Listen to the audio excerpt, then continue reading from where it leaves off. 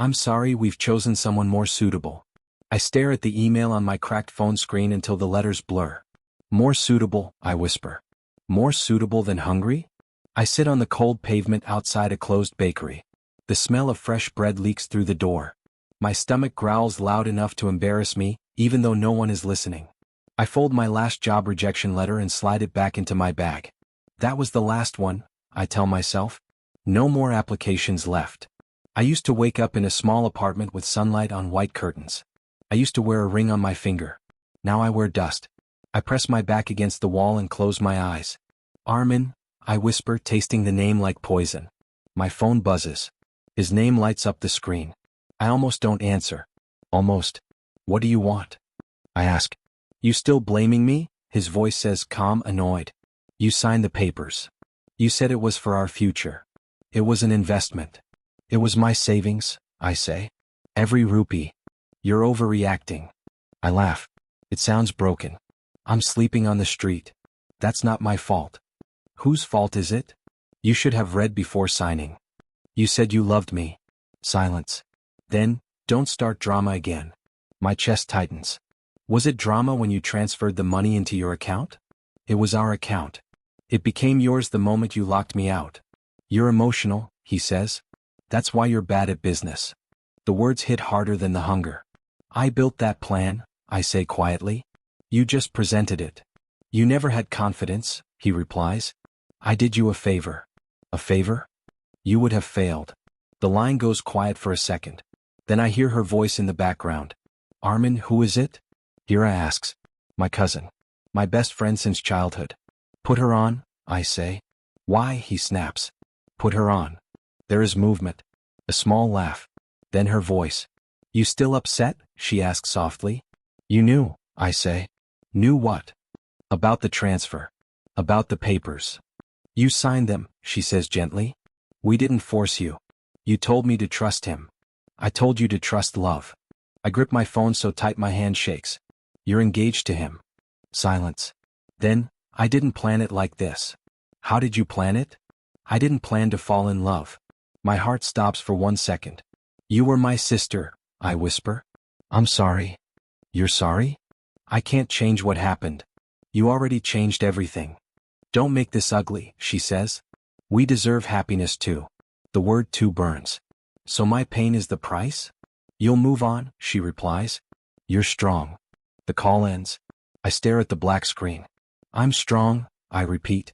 Then why can't I stand? I pull my knees to my chest. The pavement is colder now. 1 week ago I had a fiancé, a future, a shared dream. Then Armin asked me to sign partnership papers. It's just for investors, he said. I signed without reading. Because love felt safer than doubt. The next day my bank account showed 0. The day after my landlord knocked. You have 3 days, he said. I just need time. I need rent. I called Armin. I'll fix it, he promised. He didn't. Instead, I received a legal notice saying I had willingly transferred my funds into a joint venture account. His account. I sold my jewelry. I packed my clothes. I waited for him to come explain. He never came. I went to Hira's apartment instead. She opened the door wearing my favorite color. Tell me this isn't true, I said. She looked at me with pity. Come inside, she whispered. I saw his shoes near the couch. My chest cracked open. Since when? I asked. She didn't answer. Armin walked out of the kitchen like I was a stranger. You shouldn't come here, he said. You stole from me. It was legal. You stole my life. You're being dramatic. Hira touched my arm. Please lower your voice. I pulled away. You both planned this. It wasn't like that, she said. Then what was it like? No one answered. That silence told me everything. I left without screaming, without crying, without dignity. Now I sit outside a bakery counting coins that cannot buy bread. My phone battery drops to 5%. I stand up slowly. I won't beg, I tell myself. I walk through the city looking for any sign that says hiring. A clothing store manager looks at my worn shoes. We need someone presentable, he says. I can learn. We need experience. I have experience. Not the right kind. A cafe owner shakes his head before I finish speaking. A receptionist closes the door gently in my face. Each rejection feels softer than Armin's voice. At least strangers don't pretend to love me. By sunset my legs hurt. I stop near a tall glass building. Luxury cars line the street. I watch people step out in suits, confident, powerful. That used to be my dream, I whisper. A black luxury car pulls up. A man steps out talking on his phone. I don't see his face clearly. I see the way he moves. Calm. Certain. As he walks toward the building, something falls near the curb. A black leather wallet. I stare at it. The car drives away to park. The man disappears inside. I look around. No one notices. My heart pounds. That could buy food, I whisper. I bend down slowly and pick it up. The leather feels expensive. Heavy. Important. I hold it in my shaking hands. I could keep it, I say to myself. No one would know. My stomach growls again. I close my eyes. I already lost everything, I whisper. Will I lose myself too? I open the wallet slightly. Get cards. An ID. A life that is not mine. I swallow hard. This moment, I whisper, staring at the name inside. This moment will decide who I become. And I stand there holding the wallet while the city lights turn on around me. I stand under a street light and open the wallet fully. Get thick, folded. More than I have seen in months. Bank cards. Platinum. Black. An ID card slides into my hand. Zion Shah. The photo shows sharp eyes. Calm face. Expensive suit. I know you, I whisper. I have seen that face on business news screens outside electronic stores. Investors talking about markets. $1 million deals. Confidence. I look at the money again. I could eat for months, I say softly. My stomach answers with a sharp pain. Just a little, I argue with myself. He would not even notice. I pull one note halfway out. My fingers freeze. If I take this, I whisper, then Armin was right. The thought hits like a slap. You're emotional. You're bad at business. I push the cash back inside. I am not a thief, I say firmly. Not even when I am hungry. I snap the wallet shut. I look toward the building where the man disappeared. The car is gone. Of course, I mutter. Rich people never look back. I run toward the entrance anyway. Wait. I shout, though I know no one hears me. Glass doors close with a soft click as I reach them. I press my hand against the cool surface and breathe hard. Inside, marble floors shine under bright lights. I see my reflection in the glass. Messy hair. Tired eyes. Dust on my clothes. I look like trouble, I whisper. I glance down at the wallet again. Inside the side pocket, I notice a business card. Zion Shah Capital Investments address. Floor number. I stare at the address. This is his building, I say. My heart beats faster. I can walk away, I tell myself. Leave it near the door. Someone will return it. But then I imagine security footage. I imagine someone accusing me. I imagine becoming exactly what Armin thinks I am. No, I whisper. I will hand it to him directly. I push the door open. Cool air hits my face. 2 security guards look at me at the same time. Can I help you? One asks. His eyes move from my shoes to my bag. I need to see Zion Shah, I say. For what reason? I found something that belongs to him. Do you have an appointment? No. Then you cannot go up. I hold up the wallet slightly. It's important. The second guard steps closer. Leave it here. We will give it to him. I need to give it myself. Why? Because it was lost outside. And I picked it up. They exchange a look. You expect us to believe that? The first one says. I do not care what you believe, I reply, my voice shaking but steady. This belongs to him. Give it here. I will give it to him. You think he will meet anyone who walks in from the street? The word street hangs between us. I am not anyone, I say quietly. I am the person who did not steal this. The second guard sighs. Wait here. He speaks into his phone. I have a girl here claiming she found something for Mr. Shah. Silence while he listens. He looks at me again, curious now. Yes, he says into the phone. She refuses to hand it to us. Another pause. He nods. Fine. He ends the call. He will see you, he says. I blink. He will. Do not waste his time. I won't. I step toward the elevator. Hold on, the first guard says. Leave your bag. I hesitate. Security policy. I place my bag on the counter. The elevator doors close in front of me. My reflection stares back from the mirrored walls. You do not belong here, I whisper. The elevator rises smoothly. Each floor number lights up like a countdown to judgment.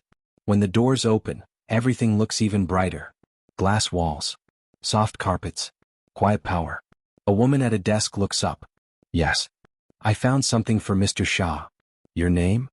I hesitate. Does it matter? She studies me carefully. It always matters. I swallow. I just need to return this.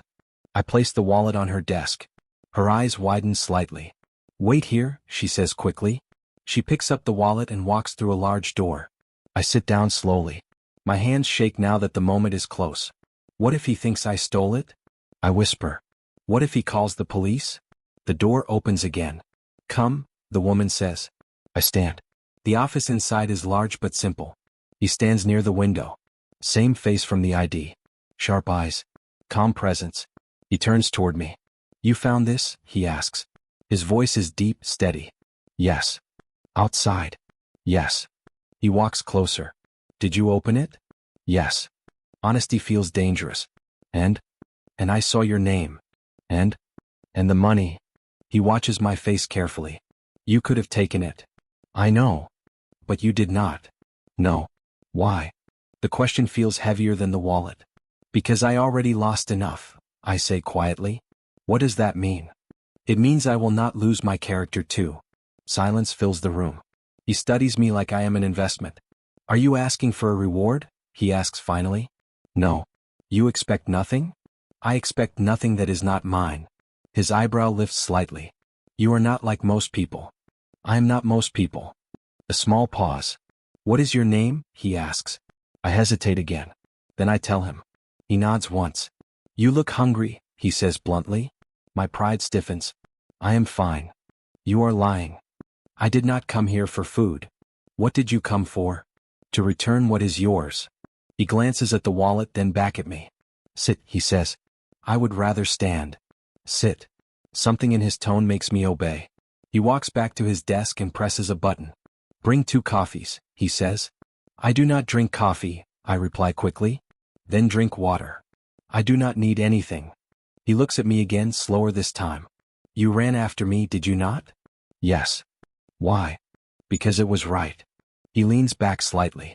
Do you always choose right over easy? No, I whisper. I chose wrong once. What happened? I trusted someone. Did they betray you? Yes. He nods like he understands something deeper. Interesting, he murmurs. The door opens. Coffee is placed on the desk. I did not call you here just to say thank you, he says. I stiffen. Then why am I here? He slides the wallet into a drawer. Because I am curious. About what? About someone who returns power when she has none. I stare at him. I do not want your pity. I do not offer pity. Then what do you offer? He stands slowly. A question. What question? He looks directly into my eyes. What do you need right now? The question feels dangerous. Food. Money. Shelter. Dignity. I need a chance, I say. He does not smile. He does not look shocked. He just studies me for a long second. A chance at what? He asks quietly. And I realize my next answer might change everything. A chance at what? He asks again. A chance to work, I say. Not to be saved. To work. He studies my face like he is reading numbers on a screen. You think I hire strangers who walk in from the street? I think you just did.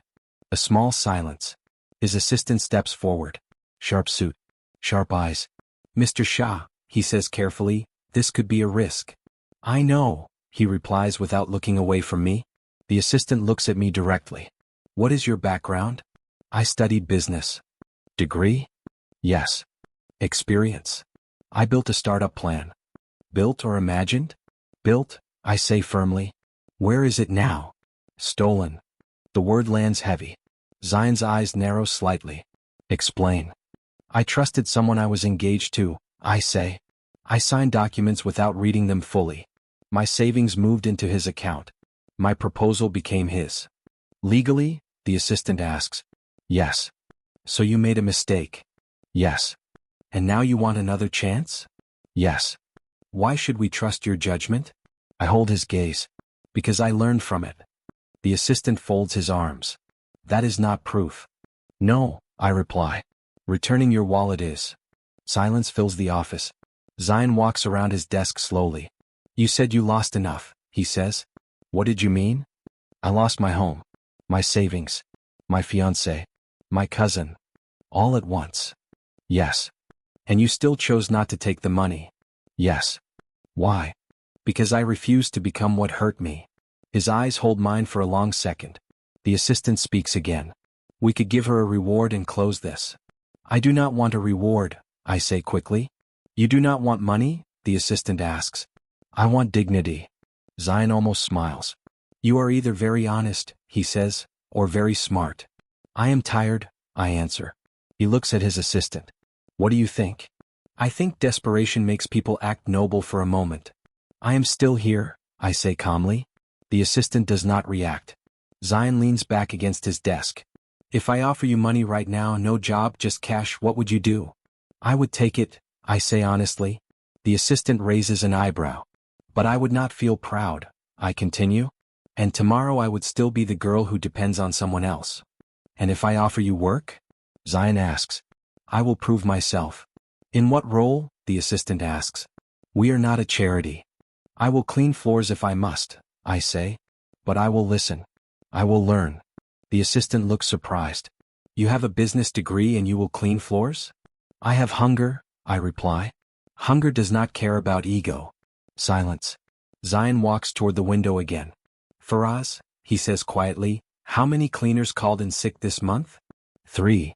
And how many theft complaints? 1, Faraz replies. Zion turns back to me. If I give you a temporary cleaning position in this building, he says, will you treat it like charity? No. What will you treat it like? Trust. He nods once. It is not charity, he says firmly. It is trust. Faraz exhales slowly. You are serious? Yes. Faraz looks at me again. Temporary. Probation period. Any mistake and you leave. I understand. You will follow rules. Yes. You will not ask for special treatment. I will not. Zion studies me one more time. When can you start? He asks. Now. A small pause. You do not need to think? He asks. I have been thinking on the street for a week, I reply. I am done thinking. Faraz hands me a paper. Fill this. I take it. Name. Address. I freeze. I do not have an address, I say quietly. Faraz looks uncomfortable. Zion does not. Temporary address? Faraz asks. I stayed one night with a family friend. Put that.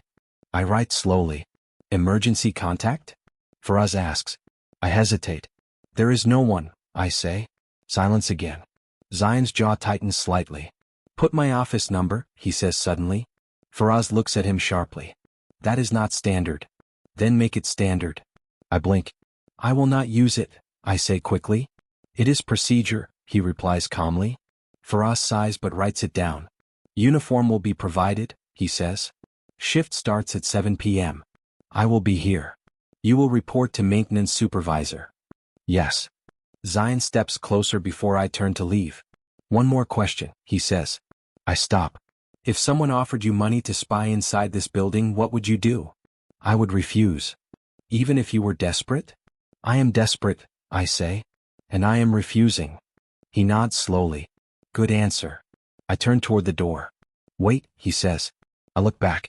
You said your plan was stolen, he says. What was it about? Small business micro-investments, I reply. Funding ideas that banks ignore. Interesting. I know. Faraz gives me a sharp look.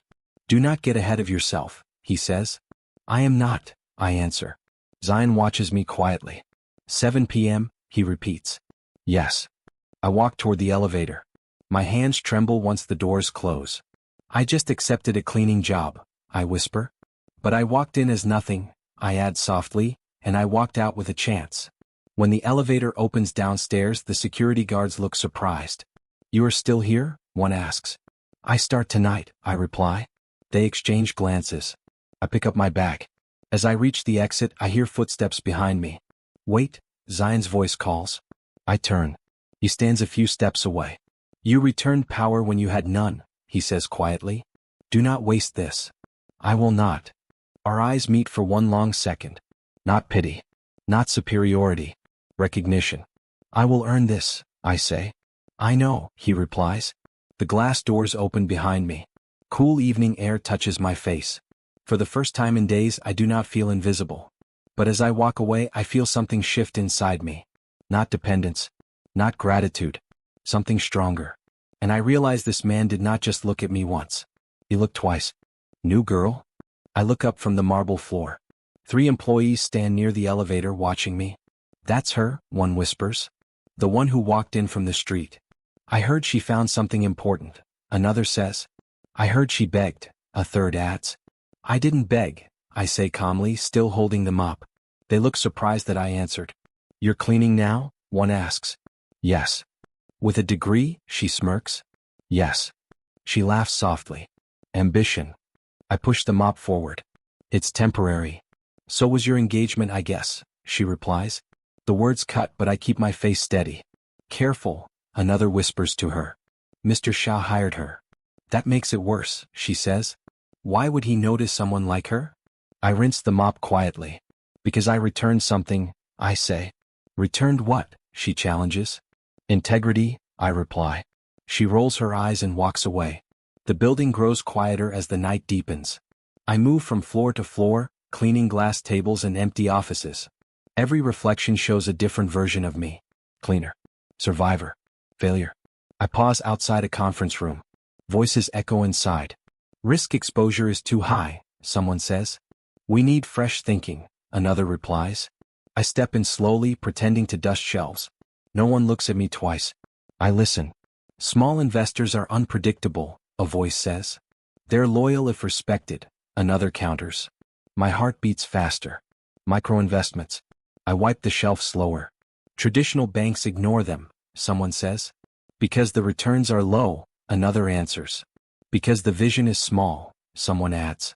My hands tighten. Armin once said the same thing. Your ideas are cute, he had laughed. But small minds build small profits. I blink away the memory and keep dusting. The meeting ends. As they leave, one man stops near me. Careful with those documents, he says sharply. They're worth more than your salary. I know, I reply softly. He walks away without another word. Later in the break room I sit alone. A girl enters carrying tea.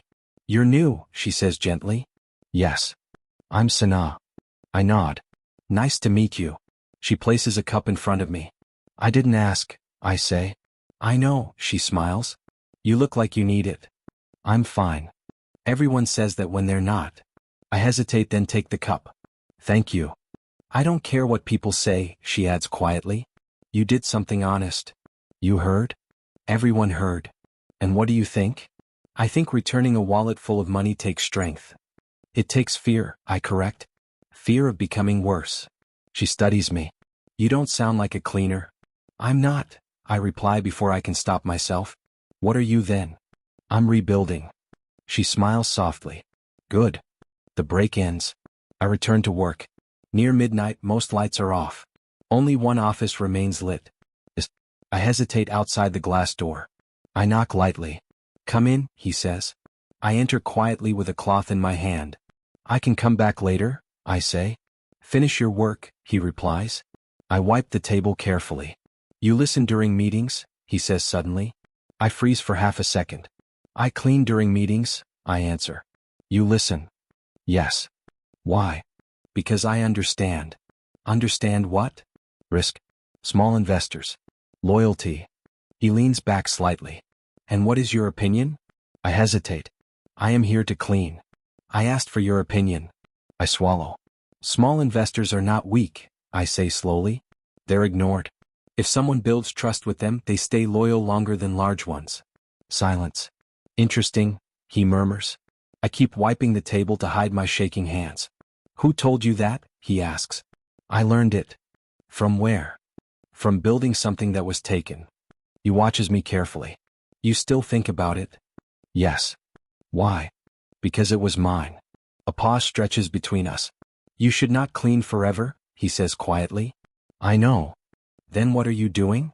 Earning my place. He nods slowly. Do not let pride block opportunity, he says. Pride is all I have left. Pride without growth becomes ego. I am not afraid of growth, I reply. Good. I finish wiping and step back. Thank you, he says. For what? For not taking the easy way. I nod once. When I leave his office, my chest feels tight. Not with pain. With something else. Later, in the storage room, I pull out a small notebook from my bag. The pages are bent. The cover is worn. I sit on a crate and start writing. Microloans for women vendors. Low interest. Community-backed repayment. My pen moves faster. I remember Armin laughing. Dream smaller, he had said. I whisper to the empty room, I will dream bigger. The door suddenly opens. Nadia stands there. What are you hiding? She asks. Nothing. She snatches the notebook before I react. Business plans? She laughs. You mop floors. Give it back. You think Mr. Shah will promote you? She mocks. From cleaner to CEO? I think I will earn whatever I deserve. She flips through the pages. Ambitious for someone homeless. Give it back, I repeat. She tosses it onto the crate. Careful, she says. People like you don't rise here. They disappear. She walks out. I pick up my notebook slowly. My hands shake, but not from fear. From anger. I will not disappear, I whisper. At the end of the shift, I step outside. The night air feels lighter. He exits the building moments later. You're still here, he says. Shift just ended. He studies me. Are you tired? Yes. Regret coming back? No. He nods. Good. He walks toward his car, then pauses. You don't look invisible anymore, he says quietly. The words catch me off guard. I was never invisible, I reply. Just ignored. A faint smile touches his face. See you tomorrow, he says. Good night. As his car drives away, I look down at my reflection in the glass doors. Cleaner uniform. Tired eyes. Stronger spine. I am here to rebuild, I whisper. Not to dream. Not to fall. Not to trust. But as I walk down the steps, I feel something dangerous growing inside me. Hope. And I am not sure if hope will save me. Or break me again. You look exhausted. I look up from the hallway floor. I'm fine, I say automatically. You always say that, he replies. It is late. The building is almost empty. Only soft lights glow above. I heard you left the building after midnight yesterday, he says. I had somewhere to be. Where? I stay silent. You're still sleeping outside? He asks quietly. That is temporary. He watches me for a long second. Come to my office. I'm still on shift. Bring the mop if you must. I follow him inside. The door closes softly behind me. You need stability, he says. I have work. You need safety. I am safe. You are lying. Silence hangs between us. I arranged something, he continues. A company apartment. Small. Close to here. I freeze. I don't need charity. It isn't charity. It feels like it. It's a benefit, he says firmly. Temporary staff housing. For cleaners? For employees. I just started. That doesn't matter. It matters to me. He steps closer. Why do you fight help? Because help always comes with a price. I am not your fiancé. The word hits like a sudden storm. I didn't say you were. You don't need to. Silence again. I deserve to earn every step, I say slowly. If I move into that apartment, I will always wonder if I earned it. You return my wallet. That was basic decency. Most people don't have it. I refuse to measure myself against most people. He studies me carefully. You are stubborn. I am rebuilding. There is a difference. Not to me. He walks back toward his desk. What if I insist? Then I will decline. You would rather sleep outside? I would rather sleep knowing I owe no one. A long pause. You owe me nothing, he says quietly. That's exactly why I want to keep it that way. His jaw tightens slightly. You think accepting safety makes you weak? No. I think accepting too much too soon makes me dependent. And dependency scares you. Yes. Why? Because I signed one paper in love and lost everything. He nods slowly. I see. I turn toward the door. The offer still stands, he says behind me. I know.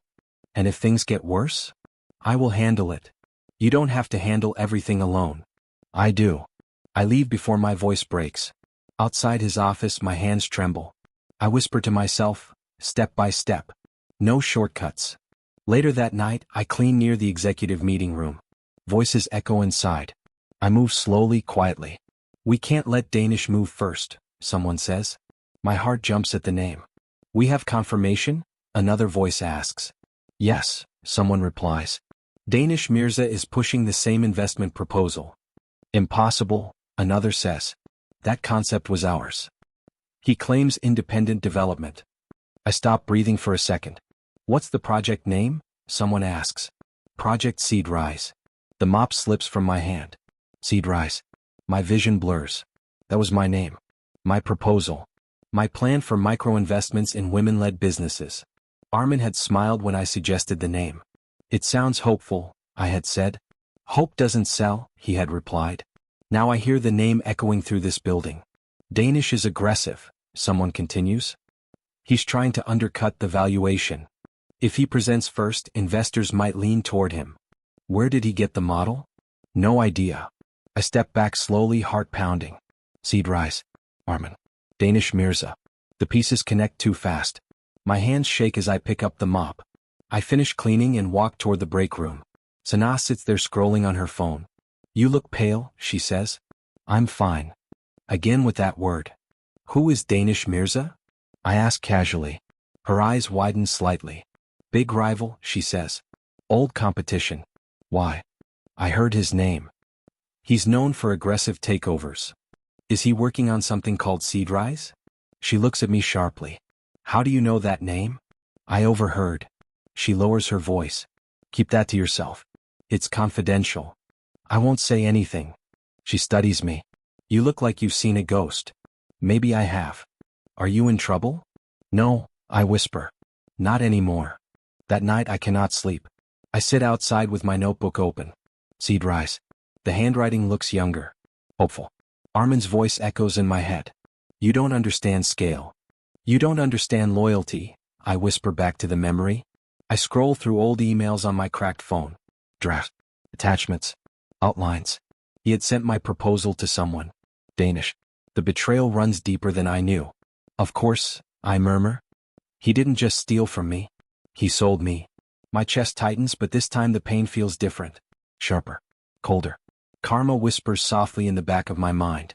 I stand up slowly. I will not react emotionally, I say to myself. I will observe. The next day, I clean near Faraz's office. He speaks on the phone. We need competitor analysis, he says. Especially on Danish's new micro-investment model. I memorize every word. Later I knock on his door. Yes, he says. I finished the third floor, I reply. Good. If you need extra cleaning near the strategy rooms, I can stay late. He looks at me suspiciously. Why? I prefer staying busy. He studies me for a moment. Fine. But don't touch any documents. I won't. I leave calmly. Inside, my mind is racing. I'm no longer just cleaning floors. I am gathering pieces. Listening. Watching. Preparing. That evening, he approaches me again near the lobby. You refused safety, he says quietly. Yes. Why do I feel like you're planning something? I am planning survival. That sounds dangerous. It is. He looks at me carefully. If you need to tell me something, tell me. Not yet. Not yet, he repeats. I need to be sure. Sure of what?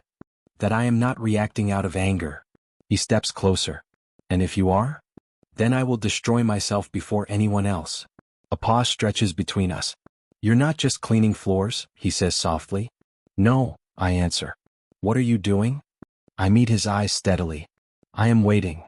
For what? For the right moment. He studies my face like I am a code he cannot crack. Be careful, he says quietly. I always am now. He walks away slowly. I stand alone in the lobby, staring at my reflection in the glass. Cleaner uniform. Steady eyes. Hidden fire. Seed Rise. Danish. Armin. This is not coincidence. This is opportunity. And this time I will not sign anything blindly. I will read every line. And when the moment comes, I will decide whether to forgive or to win. I stop believing in coincidence the night I see Armin's name. It appears on a printed agenda lying on a conference table. I am wiping the glass slowly. External consultants attending, someone says inside the room. I lean closer, pretending to clean fingerprints. Armin Qureshi. My breath catches. He's sharp, a man says. Danish picked him personally. My chest tightens. He worked on the Seed Rise framework, another voice adds. Claims it was his original idea. The room spins for a second. I grip the edge of the table until my fingers steady. So that's it. Not just theft. Employment. Reward. I step out quietly and lock myself in the restroom. I stare at my reflection. He sold me, I whisper. My phone vibrates. A notification. I don't want to open it. I open it anyway. A photo fills the screen. Armin and Hira. Engaged. Her hand raised. My ring. The same ring he once slid onto my finger. My knees weaken. I sit down slowly. She's wearing my life, I whisper. I expect rage. I expect tears. Instead, something colder settles inside me. Come. Clear. Dangerous. I stand up. I will not scream, I say to my reflection. I will collect. The next few days I listen more than I clean. I memorize names, dates, language. I hear Danish's strategy discussed in pieces. I hear Armin's name praised. He understands the model deeply, someone says. Of course he does, I murmur under my breath. I stay late every night. I sit in the storage room with my notebook open. I compare my old drafts with what I overhear. The structure is the same. The risk spread. The repayment cycle. Even the phrasing. They didn't just steal, I whisper. They copied my thinking. I search my email history. Old attachments. Timestamps. Edits. I find my original proposal sent to Armin months before the transfer. I find his reply. Let me refine this, he had written. Refine. I laugh quietly. I download everything. I organize files. I label dates. I print what I can at the office printer after hours. My hands do not shake anymore. That scares me more than the betrayal. One evening, Sana finds me in the break room. You're always working now, she says gently. I'm catching up. To what? To myself. She watches me closely. You look different. I am. She hesitates. People are talking. I know. They say you're too curious. I am. Be careful, she whispers. Curiosity gets punished here. So does silence, I reply. She nods slowly. The next day I wait until Faraz is alone. I knock. Yes, he says sharply. I need 5 minutes, I say. He frowns. This isn't appropriate. I have evidence, I reply calmly. Of what? Of intellectual theft. That gets his attention. Sit, he says. I place the documents on his desk. He scans the first page. Then the second. Then the third. His face tightens. Where did you get this? He asks. I built it. He looks up sharply. That's a serious claim. I know. You're saying Danish's proposal is stolen. Yes. And Armin Qureshi? Was my fiancé. Silence fills the room. You trusted him, Faraz says slowly. Yes. He transferred ownership legally? Yes. But the idea predates that. Yes. Faraz leans back. You understand the implications. Yes. You understand the risk to you. Yes. You're a cleaner, he says flatly. I am also the original architect. He studies me for a long second. I need to verify this, he says. I expect that. Do not mention this to anyone. I won't. Wait here. He leaves with the documents. My heart beats steadily. Not fast. Steady. 10 minutes pass. Then 20. The door opens again. Come, he says. I follow him into the larger office. He stands near the window. He turns when I enter. What is this? He asks quietly. My stolen work, I reply. He gestures for me to speak. I explain calmly. The emails. The drafts. The timeline. The engagement. The transfer. I do not cry. I do not raise my voice. I state facts. When I finish, the room is silent. Faraz speaks first. The timestamps match. He nods. They do. The structure is identical, Faraz adds. Yes, he says. It is. He looks at me.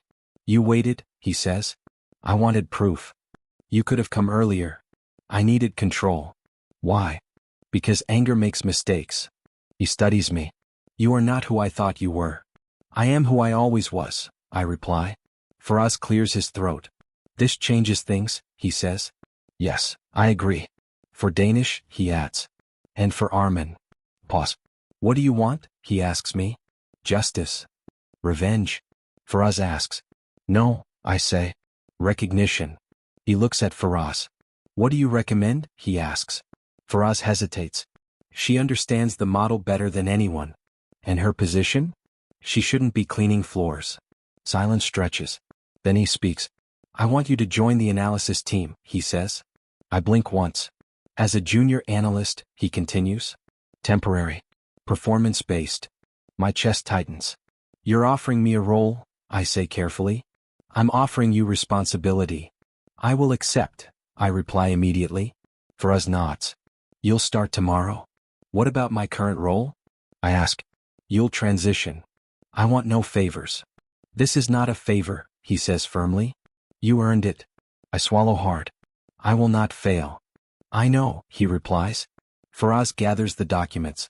We'll proceed carefully, he says. Quietly. Yes. I stand to leave. He stops me. One thing, he says. Yes. You are no longer invisible. The words hit harder than I expect. I nod once. When I step out into the hallway, my legs feel weak. Not from fear. From relief. I walk into the restroom and lock the door. I press my hand against my mouth. I'm still standing, I whisper. My phone buzzes again. Another message. Here. I do not open it. I delete it. I walk out of the building that night with my head high. The city lights look different. Sharper. Brighter. I look down at my hands. These hands built something, I whisper. And they will build again. Tomorrow I will sit at a desk. Tomorrow I will speak openly. Tomorrow Armin's lies will face daylight. But tonight I allow myself one quiet truth. I am no longer the woman who lost everything. I am the woman who found proof. And that proof will change everything. I used to think silence meant weakness. Now I know it is a weapon. Every night after work, I sit at my small desk and open my finance books. Numbers blur at first. My eyes burn. My body aches. But I whisper to myself, pain is temporary. Power is permanent. Sanaa sits across from me, tapping her pen against a notebook. Again, she says. I just finished it. You rushed it. I did not. You dropped your voice at the end. I straighten my back. I lift my chin. I start again. Projected revenue growth for the fourth quarter stands at 12%, assuming regulatory stability and investor confidence. Slower, she says. I am not nervous. You sound nervous. I am not.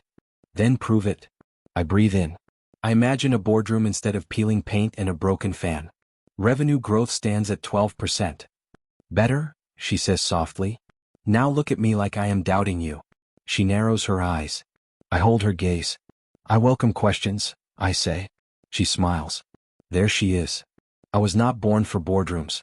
I was shaped by cold streets. I still remember the pavement against my skin. The hunger. The fear of footsteps at night. That memory sits inside me like a scar. It does not hurt anymore. It hardens me. In the mornings I change carefully. My clothes are simple but sharp. Neutral colors. Structured blazers. No loose fabric. No hesitation. Sanaa circles me one morning.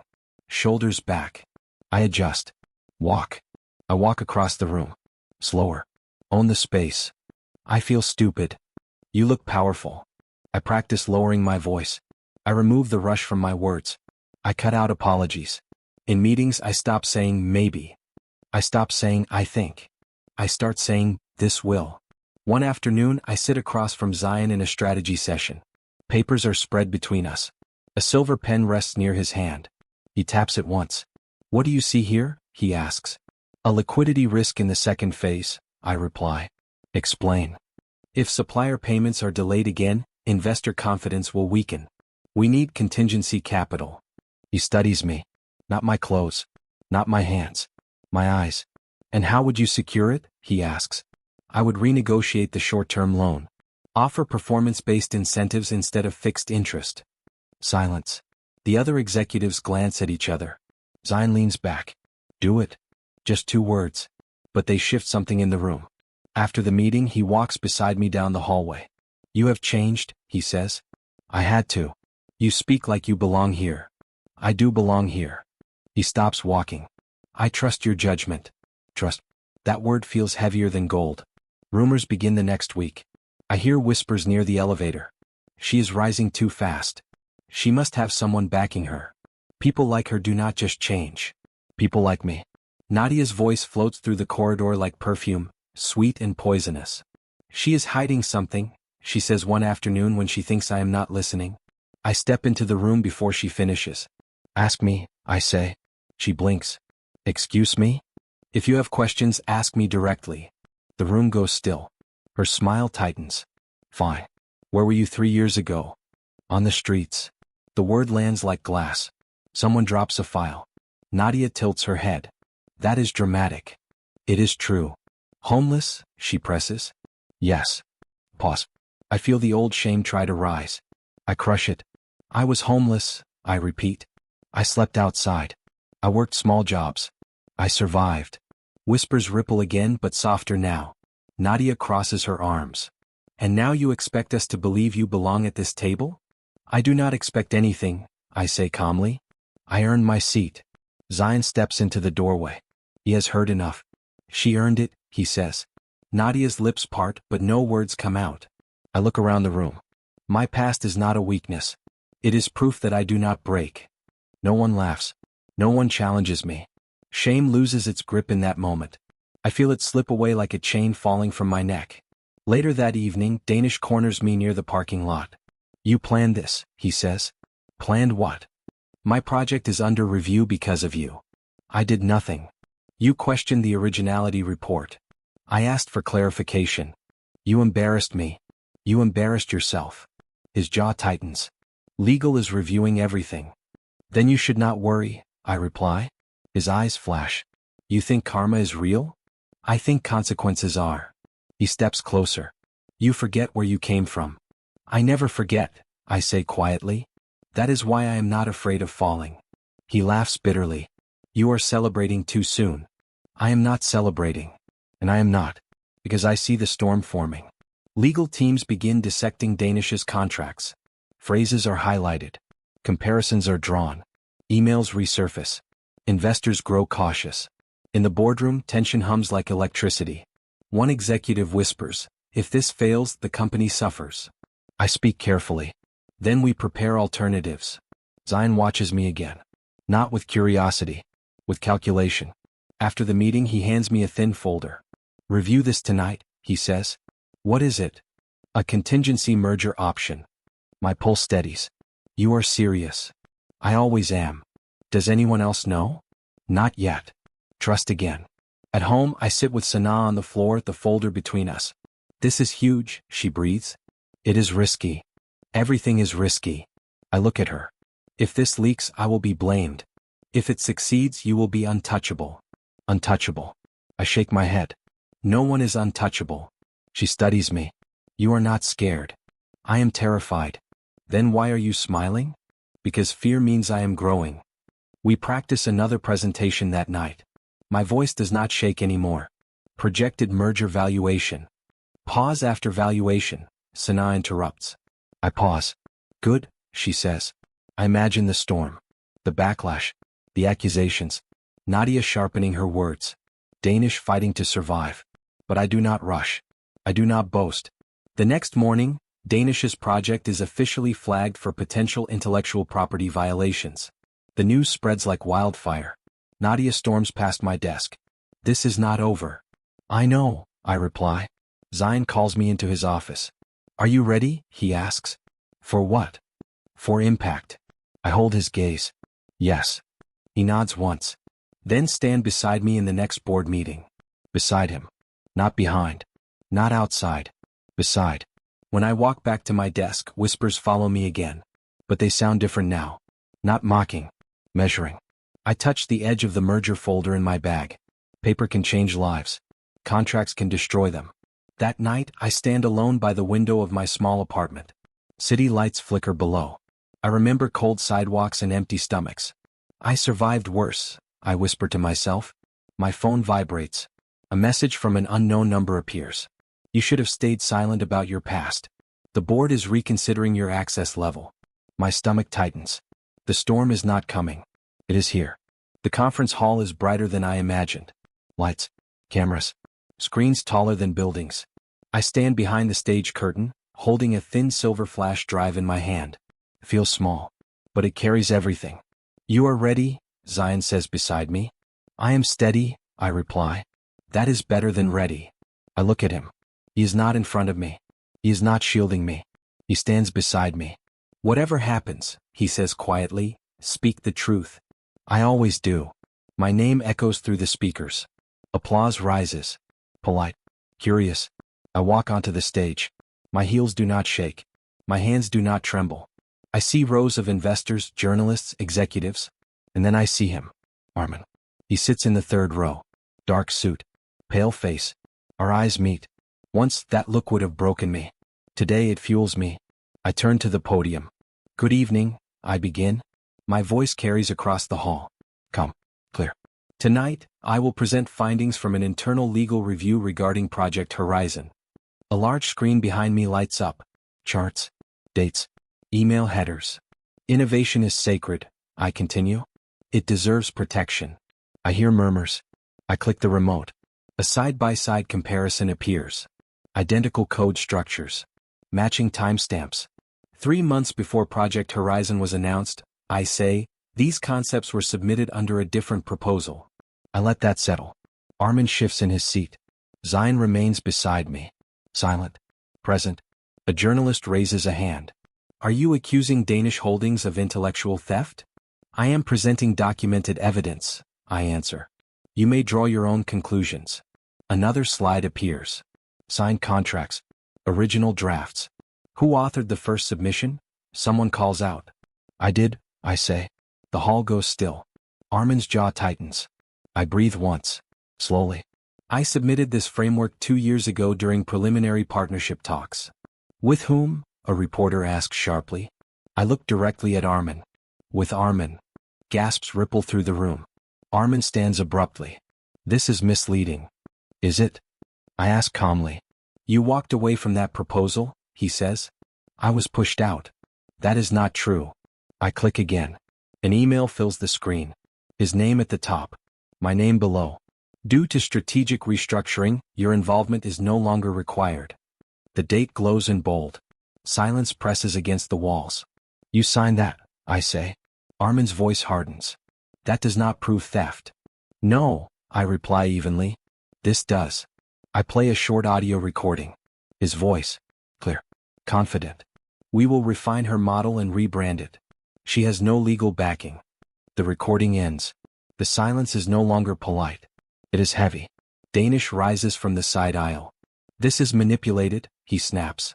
It has been verified by independent forensic analysts, I say.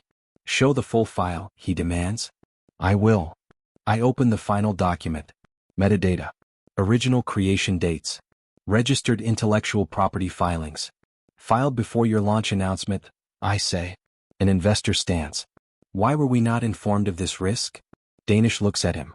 Because there was no risk. There is now, the investor replies coldly. Questions explode from every direction. Are there pending lawsuits? Will regulatory bodies intervene? How exposed are we? I answer one by one. There is a formal complaint under review. Yes, regulatory notification has been submitted. Exposure depends on immediate corrective action. Corrective action? Someone repeats. Withdrawal and restitution, I say. Armin stares at me like he is seeing someone else. Maybe he is. A reporter points at me. Is this revenge? The word hangs in the air. I think of the sidewalk. The night air cutting through my thin sweater. Tears I tried to hide from strangers. No, I say softly. This is accountability. Danish laughs bitterly. You want to destroy us. I want truth documented. You could have handled this privately. I tried. When? Before I was removed from my own work. He says nothing. An older investor adjusts his glasses. If these claims hold, we will reconsider our position. You should, I reply. Armin steps forward. What do you want? The question is raw. I want acknowledgement. For what? For the work. For the exclusion. For the silence. You are getting attention, he says sharply. I am getting justice. Cameras flash faster. A journalist asks, will you pursue damages? Yes, I answer. How much? Enough to protect future innovators. Zion finally speaks. His voice is firm but measured.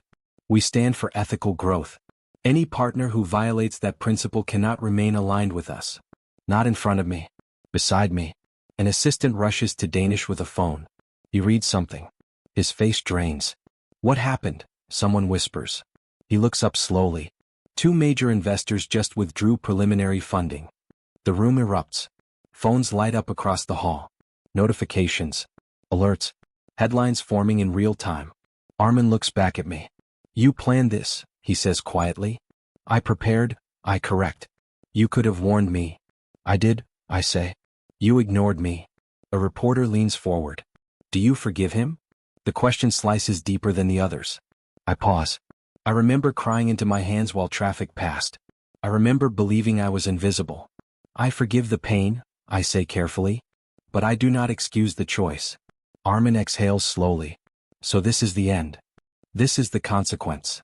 Danish steps closer to the stage. Security moves subtly. You think you have won? He says. I look at him. Really look at him. This was never about winning. Then what? About ensuring no one else is erased. An investor announces loudly, our firm is suspending all negotiations until this is resolved. Another voice follows, same here. One by one, support fractures. Power shifts in real time. Not with shouting. With signatures. I feel the weight of the flash drive still in my palm. Small. Powerful. Armin's shoulders slump. You changed, he murmurs. I survived, I reply. Reporters crowd closer. What message do you have for young entrepreneurs? Someone asks. I swallow the emotion rising in my chest. Protect your ideas, I say. Document everything. And never believe that silence is your only option. Applause begins. Not loud, but real. As I step back from the podium, I glance once more at the audience. I see fear, respect, calculation. I also see something else. Recognition. I think of that girl on the sidewalk, curled against the cold, whispering that she would not disappear. I wish she could see this stage, these lights, this moment. But this is not about proving them wrong. It is about proving myself right. As I leave the stage, my phone vibrates. A new message flashes across the screen. Unknown number. You may have exposed them, but you have also exposed yourself. I stop walking. The conference noise fades behind me. The storm is not over. It has only changed direction. The night air outside the conference hall feels colder than the stage lights inside. Cameras are still flashing near the entrance. Reporters are chasing headlines. I walk toward the quieter side of the building, heels clicking against marble. Wait. I know the voice before I turn. Armin stands a few steps behind me. His tie is loosened. His confidence is gone. I just need 5 minutes, he says. I gave you years, I reply. 5 minutes is generous. He flinches. I made mistakes, he says quickly. I was under pressure. From whom? He hesitates. From investors. From expectations. From Hira? I ask. He exhales. She pushed me. She pushed you to erase me? She said the project would move faster without emotional complications. I almost laugh. I was an emotional complication? You were close to me. That was my crime? He runs a hand through his hair. You know how things were. I know exactly how they were. You walked away angry, he says. I was removed. It was temporary. It was permanent, I correct. He steps closer. I loved you. The words hang between us. Once, that sentence would have broken me open. Now it lands softly. Empty. You loved comfort, I say calmly. You loved certainty. That is not fair. Is it not? I chose stability. You chose silence. I thought I could fix it later. Later never came. His voice lowers. I regret it. Which part? Losing you. I study his face carefully. No, I say quietly. You regret losing control. His eyes widen. That is not true. You do not miss me. You miss the version of me who needed you. That is harsh. It is accurate. He takes another step. I was scared. So was I. You do not understand the pressure I was under. I understand betrayal. He looks at me like he is searching for the girl who once cried in front of him. She influenced me, he says again. Hira kept saying you were too ambitious. I was. She said you would outgrow me. I nod slowly. She was right. Silence. That scares him more than shouting would have. You are not even angry, he whispers. I was, I say. For a long time. And now. Now I am free. He swallows. There must still be something between us. I search inside myself. I expect pain. A flicker. There is nothing. That is what frightens you, I say. Is it not? His voice cracks. You cannot just erase everything. I did not erase it. I healed it. He looks away toward the city lights. I thought you would come back. I thought you would fight for me. He says nothing. You let them call me difficult. I continue. You let them question my ability. I was protecting the company. You were protecting yourself. He breathes sharply. So that is it? After everything? Yes. You are cold. I am clear. He shakes his head slowly. I never thought you would become like this. I never thought you would betray me. The wind lifts the edge of my blazer. I feel steady. My life was easier with you, he says quietly. There, I reply. That is the truth. He closes his eyes for a moment. I can fix this, he says. We can start over. No. You did not even think about it. I already did. Months ago. On a sidewalk. He looks confused. I cried for you once, I say softly. Tonight I did not. That lands harder than any accusation. His shoulders drop. I lost you, he murmurs. You lost access, I correct. He almost reaches for my hand. He stops halfway. Hira told me to message you, he admits suddenly. I know. You know? She has been messaging me all evening. As if summoned, my phone vibrates in my hand. Another message. Please answer. I was wrong. I'm sorry. We were jealous. I do not open it fully. She wants forgiveness, he says. She wants relief. She feels guilty. Guilt is heavy. Then why not respond? Because silence is lighter. He studies me again. You are different. I am healed. That sounds final. It is. He laughs softly, but it breaks at the end. I never thought indifference would hurt this much. Anger still connects people, I say. Indifference sets them free. Is there really nothing left? He asks one last time. I look at him carefully. No. The word is simple. Honest. For the first time I see fear in his eyes. Not fear of scandal. Fear of irrelevance. You do not need me anymore, he says. I never did. That truth settles between us. He nods slowly. I hope you are happy. I am peaceful. That is worse, he whispers. He steps back. For a moment I see the boy I once believed in. But belief without action is illusion. I am sorry, he says again. I know. He turns and walks away into the noise of cameras and flashing lights. I stand still. My phone vibrates again. Hira, please. I did not mean for it to go this far. Another message follows. I was insecure. You were better than me. I stare at the screen. Months ago those words would have felt like victory. Now they feel small. I type nothing. Forgiveness does not require conversation. It requires release. I slide the phone back into my bag. Across the street, near a row of parked cars, I see Zion. He is leaning lightly against a black car. Watching. Not interfering. He does not walk toward me. He waits. When our eyes meet, he does not ask questions. He simply nods once. A silent question. Are you all right? I nod back. A silent answer. Yes. He pushes off the car and approaches slowly. Do you need anything? He asks. Space was enough, I reply. He studies my face carefully. You look lighter. I am. No anger? None. No temptation? None. He smiles slightly. Not possessive. Not victorious. Just respectful. That takes strength, he says. It took time. He gestures toward the car. I can drop you home. I would like that. As we walk, I feel something unfamiliar. Not adrenaline. Not revenge. Relief. The past no longer pulls at me. Inside the car, the city lights blur past the window. You handled that with grace, he says quietly. I handled it with closure. He glances at me. There is a difference. Yes, I agree. Grace is for others. Closure is for me. He nods slowly. My phone lights up one last time. Unknown number. You think this is over? It is not. I stare at the message. The peace inside me does not crack. I lock the screen. It seems, I say softly, looking ahead at the dark road, the storm still remembers my name. And this time I am not running. The office was quiet that evening. Only the soft hum of air conditioning and the clicking of my keyboard filled the space. Zion approached slowly, holding 2 mugs of coffee. He didn't speak at first, just offered one to me. I accepted, fingers brushing his briefly. That simple contact sent a ripple of warmth through me, and I quickly looked away. I've been meaning to say something, he began. His voice was calm but serious. The day you returned my wallet, I started noticing you. Not just the act. How you handled everything after. I set my mug down carefully. I was surviving. That's all. No, he said softly, stepping closer. You were remarkable. The way you carried yourself. The strength. I admired you that day. I fell in love that day. I blinked. My chest tightened. I felt something too. But I was afraid. Afraid of relying on anyone. Afraid of losing myself again.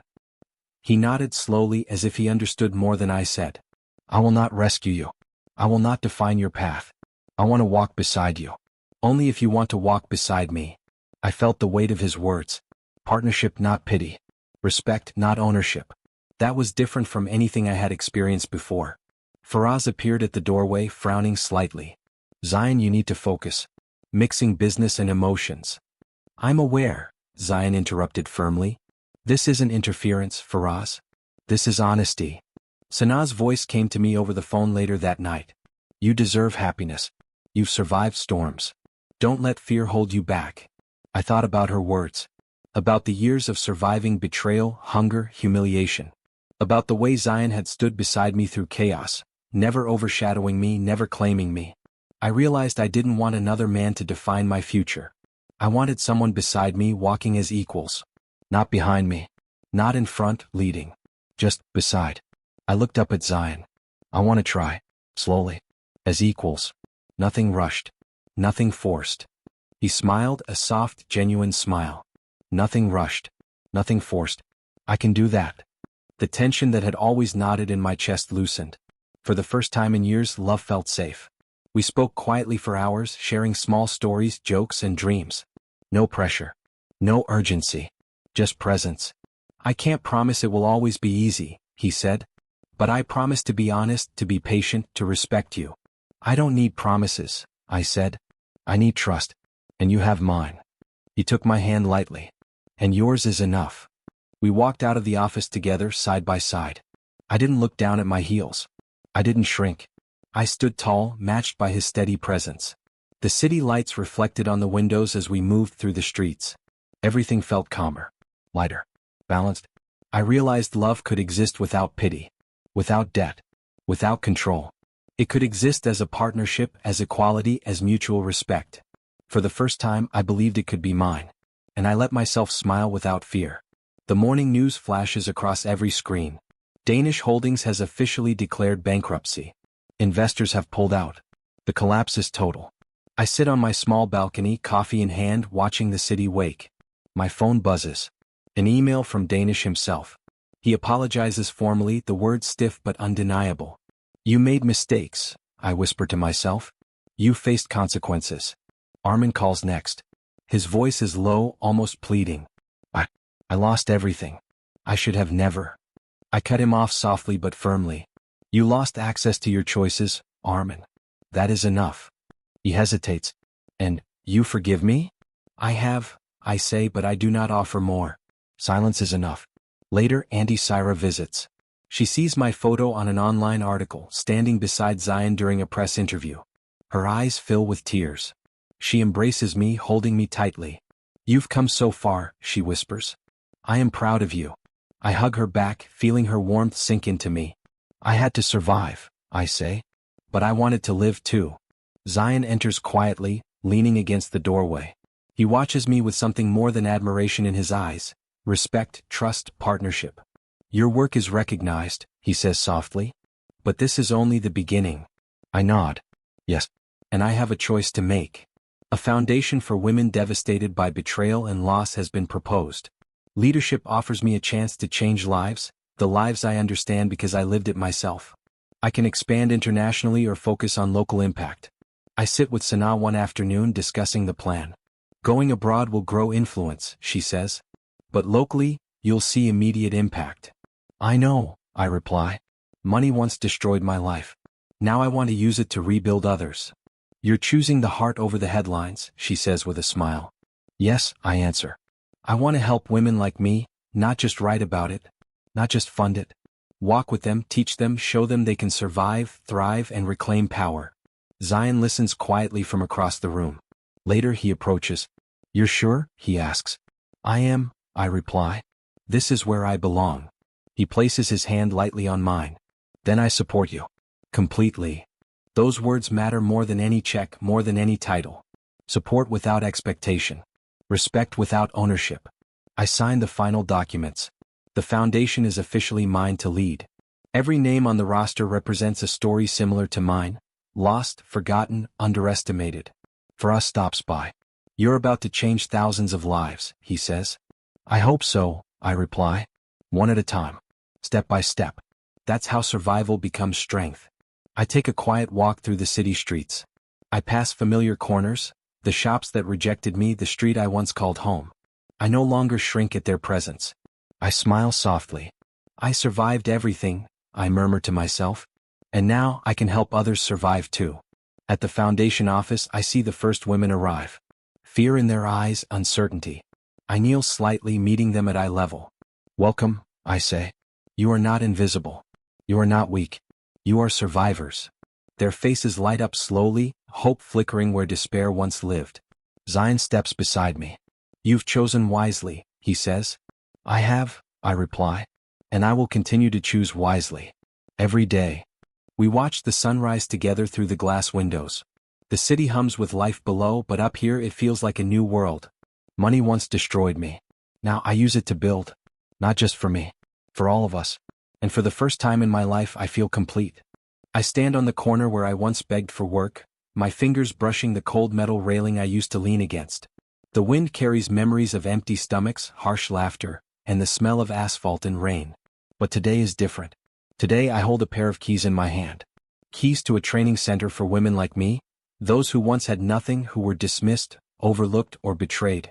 Cameras flash as I push the door open. Reporters murmur. I do not look at them.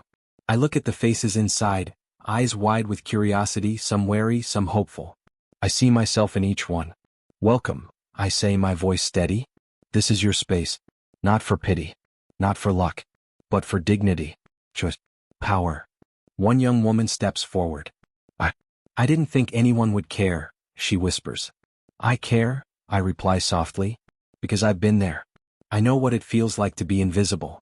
But you are not invisible here. You have value. You have talent. And you have a future. Zion stands beside me quietly, hands folded. Not shielding me. Not leading me. Just present. Steady. Equal. I feel the old weight in my chest. The hunger, the cold, the fear, but it is lighter now. Memories sharpen my purpose, not break me. Another woman hesitates near the doorway. I kneel slightly to meet her gaze. You are safe here, I say. And you are capable. We will teach, guide, and support each other. But the courage must come from within. That choice is yours. A few women nod slowly. Some smile. Some wipe tears they didn't expect to shed. I see strength flicker like a spark, ready to grow into flame. I walk across the room, pausing to shake hands, offer a quiet word, a nod of recognition. Each one feels like planting a seed. Each one feels like reclaiming a piece of the life I almost lost. A photographer whispers, "This will make headlines." I do not answer. Headlines do not change lives. Guidance does. Choice does. Courage does. I step to the front of the room. I will not lie to you. Life is harsh. People will underestimate you. People will betray you. But you decide how you respond. You decide what you become. One woman asks, "And you? You've been through it all. How did you get here?" I smile faintly, remembering the pavement, the rejection letters, the wallet that started everything. I chose integrity over hunger, I say. I chose honesty over taking what was not mine. I chose to rebuild with my own hands step by step. And I still choose every day to rise, not to remain broken. Zion catches my eye. There is admiration there, but no ownership. Just respect. Partnership. Support. Another young woman whispers, "I want to do that too." Yes, I say. You can. One step at a time. You are not your past. You are your decisions. And you are capable of building from nothing. I walk to the window and look outside at the street below. The same street where I once curled against a curb, shivering. The same street that saw me rejected, humiliated, invisible. I do not shrink. I do not turn away. I stand tall. I feel the sunlight on my face. My past still exists, but it no longer defines me. A photographer nudges me gently. Smile for the cameras? I do. Not for fame. Not for attention. but because I have survived and that survival has become strength. The women gather around as the first lesson begins. Papers, pens, computer screens. Laptops hum. Voices mingle with hope. I speak softly. Your past is a story, not a sentence. And today you begin the chapter where you rebuild. Zion steps beside me again. They are ready, he says. They are, I reply. And so am I. I look around the room, meeting every gaze. Every pair of eyes holds a spark. Every heart carries resilience. For the first time, I do not feel lost. I feel whole. The cameras flash one last time, capturing a woman who once had nothing. I'm no longer that woman. I am the woman who rebuilt from nothing. And I smile because now the street sees me, not broken, not lost, not invisible, but alive, powerful, and unstoppable.